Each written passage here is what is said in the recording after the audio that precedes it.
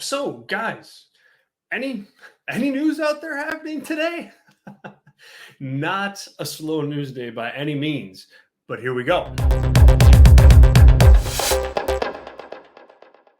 Welcome on in. This is the PWTorch Daily Newswire for May 17th, 2022. I'm PWTorch Assistant Editor Zack Heydorn. Thanks for joining us today. So, details coming on in on the big Sasha Banks and Naomi news from last night on Monday Night Raw. If you missed it, head to PWTorch.com first and foremost, because we've got multiple news stories up detailing the story and what happened, what went down, why. It's all there for you in great detail at PWTorch.com. However, but just as a quick catch up here, Banks and Naomi walked out of Monday Night Raw after hearing creative plans regarding the six-pack challenge main event that they were involved in or supposed to be involved in, that would crown a number one contender for Bianca Belair's Raw Women's Championship at Hell in a Cell. So walked out after hearing of their involvement and how things were going to go down. This morning, the news was that Banks and Naomi were disgruntled, not because they were asked to do a job in that match, but because of the long-term vision for their team and for their run as women's tag team champions. Naomi reportedly was slated to win that six-pack challenge match and go on to Hell in a Cell to face Bianca Belair. On the flip side, Sasha Banks reportedly was scheduled to have her own championship match at Hell in a Cell on the SmackDown side of things against Ronda Rousey. So interesting stuff right there. A strange turn of events. You'd think that both women would be up for those opportunities, but if the long-term vision wasn't there or isn't there, you could see why maybe they'd be a bit disgruntled. Last night, WWE released a statement saying that Banks and Naomi left right as the show went on the air. They confronted John Laurinaitis, put the women's tag team titles on his desk, and left the building.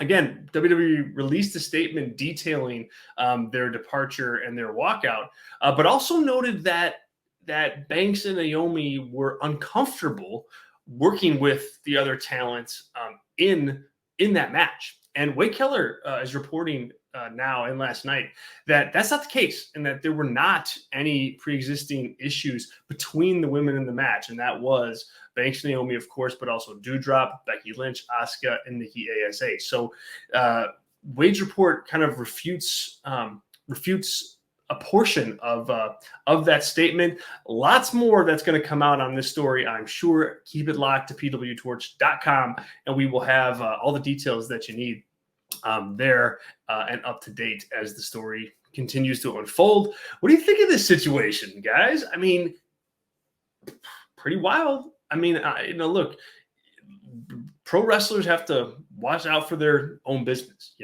no question. And I think there's a right way and a wrong way to go about doing that. And as the story unfolds, we'll see whether this was, Banks handling her business the right way at this point or not.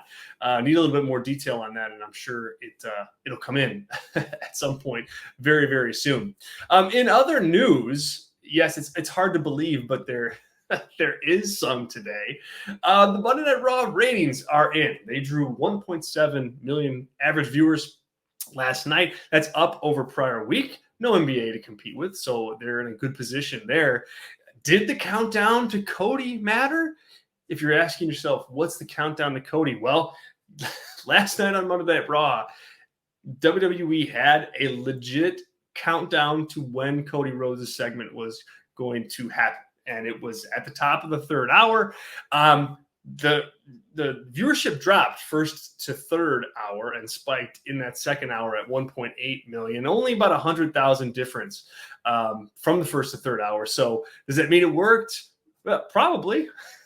Probably does, but still a kind of a bizarre thing to do. Cody kicked off the third hour of Monday Night Raw, cut a promo on Seth Rollins, and navigated both of them to a Hell in a Cell match at the Hell in a Cell pay-per-view. Cody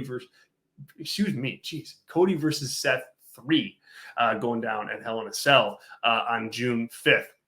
As far as the demos go, hey, key demos up, male demo up across the board for this week's Monday Night Raw compared to last week.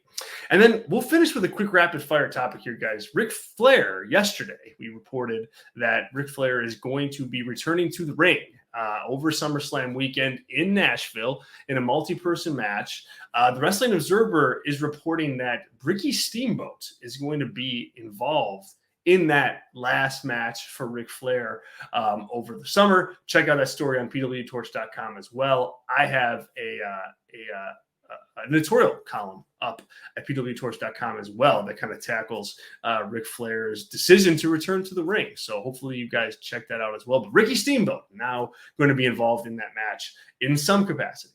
So there you have it, folks. I know we're Sasha Banks and Naomi heavy here today, but man, that's quite the story. That's quite the story with a lot more to come. I'm PWTorch Assistant Editor Zack Heydorn. Do us a favor, subscribe, like the videos, and just give your comments. Really curious as to your take on Banks and Naomi and what they did this week on Monday Night Raw. Until then, we'll catch you guys next time.